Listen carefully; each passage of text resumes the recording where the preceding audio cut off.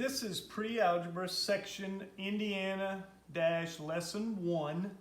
This is over solving inequalities. So this will be a little bit of review. We've done this before.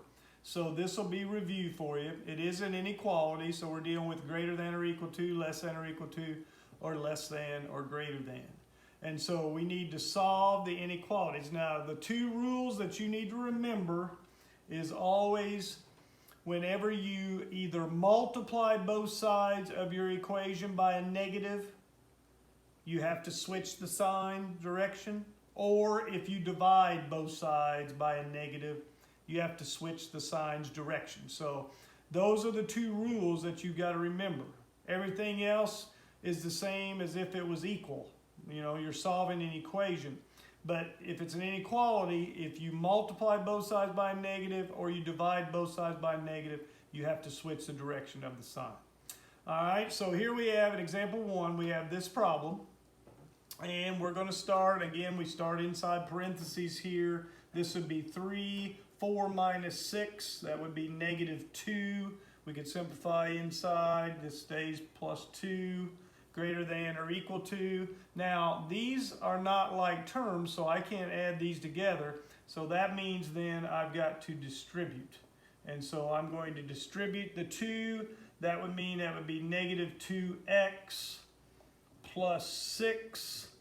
And then we still have the plus 4. So distributing to get rid of parentheses then on this side. We go back over here now. We have to do by order of operations. We multiply first. Negative 6 plus 2 greater than or equal to, and then we have these are like terms on this side, so negative 2x plus 10. Negative 6 plus 2, those we can go ahead and add together. We get negative 4 greater than or equal to negative 2x plus 10. Now, we're solving for x, so I need to get my numbers over here. I'm going to go ahead and subtract 10 and from both sides. And so negative 4, negative 10, that's going to be minus 14 greater than or equal to negative 2x. And then the 10s on this became 0, so they're gone. And then I'm going to have to, my last step here, I'm going to have to divide by negative 2 to each side. Negative 14 divided by negative 2, and negative divided by negative, that would be positive 7. Now, since I am dividing both sides by a negative, I'm dividing by negative 2 to both sides, I've got to switch the direction of my sign.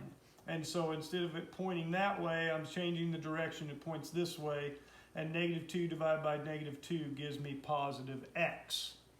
Now, I don't want to leave x on the right side. I want my x on the left. So I'm going to move the x over here. Now you can't just switch the 7 and the x and leave the sign. All right, since it is pointing towards the 7, then it's got to stay pointing towards the 7. It's just like if you read this backwards, x is greater than or equal to 7. X is greater than or equal to 7. So you can't just, if it was equal, you could just switch the 7 and the x and leave the sign alone. But in this case, with it being an inequality, I can't just, when I move the x over here to this side, it's got to, this sign's got to stay pointing, in this case, times the 7. And so you've got to switch that sign around. Now, this is my answer. They are also going to want you to graph these problems. And so I'm going to draw my number line. All right, and I'm going to put, since they have a 7, I'm going to put that in the center of my graph, and then I'm going to put a couple numbers on this side, and I'm going to put a couple numbers on this side. So this would be 8, 9, and down here 6, 5. And so plot your number that you have, and then do a couple numbers on each side of that number. Now, we go to the sign. We got to figure out whether our dot, is it going to be a closed colored in dot or is it going to be an open dot? And you look at the sign, and since it does have equal, then it's going to be a colored in dot at 7. So our dot would be colored in.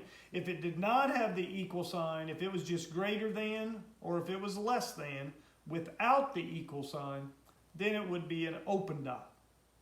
Now we've got to figure out which way to shade.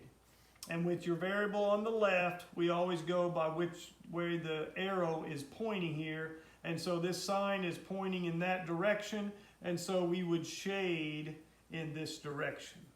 And so we would shade it going this direction. And now you can always check your answer like by plugging in. Like if I put 6 in there, is 6 greater than 7? No. And so it should not be shaded. It's not part of the solution. If you put in like 9, is 9 greater than or equal to 7? That's true. So we know it should be shaded then in this direction. All right, so always look at your sign. That tells you whether it's going to be an open dot or a closed dot. If it's got equal, we color it in. If it's just greater than or less than, then we leave it open.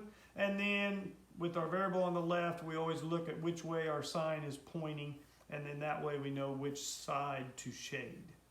All right, so in this particular section, lesson 1, Indiana Standards lesson 1, you are going to be solving inequalities, and you're also then going to have to graph. So remember those 2 rules. If you multiply or divide by a negative to both sides, you have to change the sign's direction. All right.